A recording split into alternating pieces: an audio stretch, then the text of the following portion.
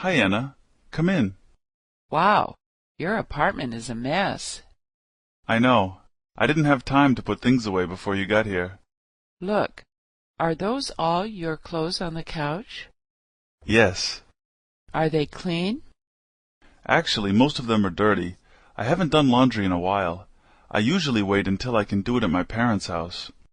My sister and I usually go to the laundromat down the street. Why don't you go there? I know I should, but that place isn't very convenient. You have to wait a long time. Yes, I know. I have to do it every week.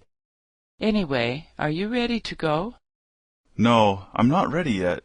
I still have to brush my teeth and wash my face. Can you wait a few minutes? Okay, but please hurry. I think the restaurant is closing soon.